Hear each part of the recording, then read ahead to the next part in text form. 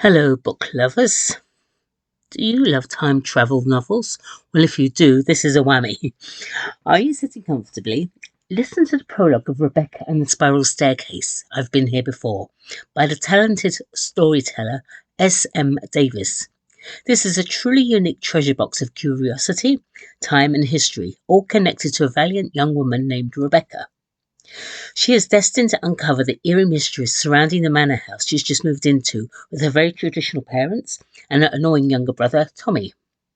Rebecca is most definitely not your average 21st century young woman. She is an old soul, and rather than be on a mobile phone, prefers to sit in the woods sketching imaginary worlds. Often those around her refer to Rebecca as a second timer. This is just the first of 5 books in the Rebecca Chronicles. If you like what you hear and you want to purchase the books, then you can click the link by the audio clip and it will take you to the author's Amazon page. Enjoy! Rebecca's father, James, came home from work and announced to the family he had purchased an old derelict manor house up by the lakes in the north of England. To compound this emotional wrench for everyone, he stated they would move a few days before Christmas. Loving her current home, complete with her favorite place, the Whispering Pond, she was more than a little put out.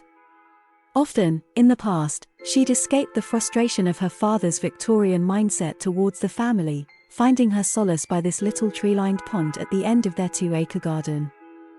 Rebecca had always been a far from average 21st century young woman. Rather than be on her mobile phone, she'd always preferred to head off and sit sketching imaginary worlds. On her way to the pond, she could often be heard chatting to the bushes, shrubs, old trees, and anything else she thought might listen. And that included the fairies, pixies, and elves. She never expected an answer but was sure they were listening. She just saw the world in a way others didn't. Although she knew most people would laugh if they heard her, she didn't care, unless, of course, it was her father telling her to get into the real world. Even then, she pretended she didn't care. She did, of course. She was an animated, intrepid young woman with a fearless imagination and views that just didn't suit the 21st century. Indeed, her grandmother often referred to her as a second-timer, suggesting she'd been here before. When she was younger, she never really understood her grand's comments. Now a little older, the idea that she'd actually been here before was a tad beyond even her colorful imagination. However, she certainly had an unquestionable attraction to anything relating to the 1800s. Although a happy individual, the demeaning comments from her father have continued to be a constant thorn in her side. Mostly because she felt she was unable to speak out. Then there was her maddening 11-year-old brother, Tommy. He was always saying something derogatory, and to compound this, he was forever kicking his damn football at her, referring to her as a moving target. The one aspect of her family life that frustrated her most was her mother's passive, inert reaction to her father's often indignant attitude towards females. She had tried endlessly to chat with her mother, suggesting she should challenge back, especially when he unceremoniously often called her woman rather than Elizabeth. Although she was aware her words were falling on deaf ears, she kept trying, only for her mother to always change the subject. She did, however, empathize with her mother's passiveness, realizing she went from being a career girl to a stay-at-home mum, and somewhere in the process, lost her voice. All she had ever wanted was for her mother to find her voice. She was aware her mother and father's relationship hadn't always been like this, and this was her drive. The Whispering Pond offered her the perfect place to escape her frustrations, and the thought of losing that place saddened her. Oddly though, having seen many photos, the new home intrigued her in a way she didn't fully understand. When they arrived at the new family home, Rebecca quickly delighted in her new surroundings. As she entered the front door of the old, slightly eerie manor house for the first time, she was greeted by 2 Victorian portraits. One was of an elegant woman, in a beautiful white lace dress. The name plaque suggested she was perhaps the lady of the manor, Meredith Miller. The other was of a sultry-looking female dressed in a fancy black number. To Rebecca's mind, a somewhat unsavory character named Millicent Black. Something in these 2 paintings kept nudging at Rebecca's subconscious thoughts, and she was sure there was a hidden message pointing towards an unpleasant incident sometime in the past. There was a large male painting at the head of a sweeping staircase of George Miller, the lord of the manor. The expression on his face, to Rebecca's mind again suggested something unsavory occurred in this house many years ago. She wasn't wholly sure why she felt like this, but it was there and wouldn't let go of her inner thoughts. Rebecca spent the next few days leading up to Christmas helping her mother unpack while trying to avoid Tommy's twit-like behavior. She loved him dearly, but boy, could he be annoying. After Christmas, she spent a lot of time in her bedroom sitting on the balcony drawing fantasy worlds. Her imagination was stimulated by the view of a vast lake bordering their 26 acres. When they first arrived, she suggested to her mum it wasn't a garden, more like a park, and a big one at that.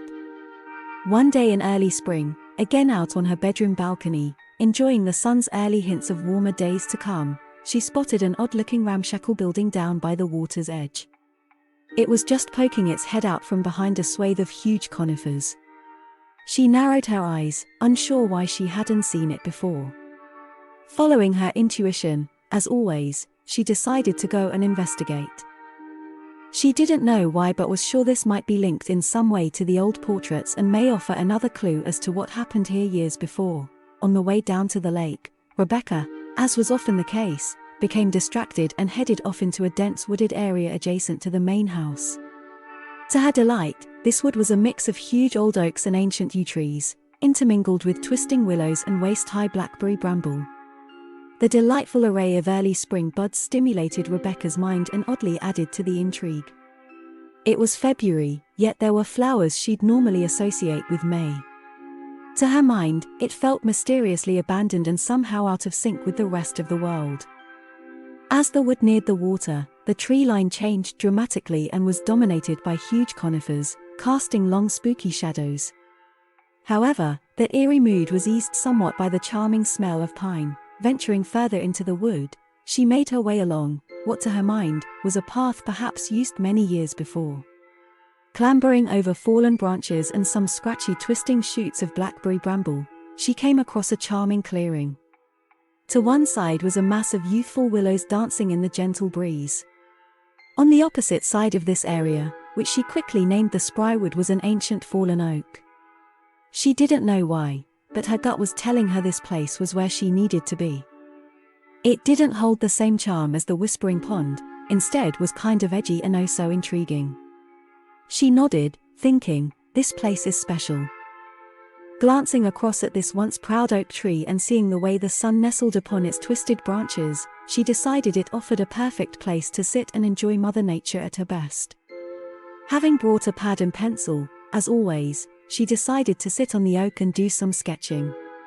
As she started, she was sure this was just the kind of place a pixie would live, perfect with the crocuses offering great hiding spots for these little critters.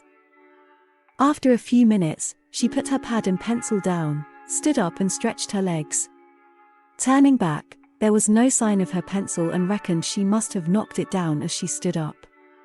She knelt on the damp moss and started rummaging in the undergrowth. After searching carefully and now a little frustrated, she noticed a dark, slightly shadowy area under the fallen oak. Avoiding the decaying leaves and tiny mushrooms, she pushed her outstretched fingers as far as she could. She was not sure why she was searching so far under the tree because there was no way her pencil would have bounced this far, but once again, was following her gut, almost as if she was being led. Hey, maybe the pixies have hidden my pencil, just as the fairies did my pen in the old house, she mumbled and then laughed at herself. The thing was, her pen had turned up, like new, the day before she moved out. She had mislaid it 2 years previously and was certain the fairies had brought it back knowing she was moving. Just as she was thinking about her old house, her fingers made contact with something rather odd in shape, perhaps a large key. Whatever it wasn't a branch or root, that she knew for sure. Stretching as far as she could, she wriggled her fingers this way and that. "Oh, do come on," she muttered, a little miffed. No sooner than the words left her mouth, the object surrendered to her call. Sure enough, albeit dirty, but oddly not rusty, sitting in her palm, the size of her hand, was a very odd-looking key. It had the most elaborate heart-shaped top and an intricate key bit, the likes of which she'd never seen before. And so, the story begins.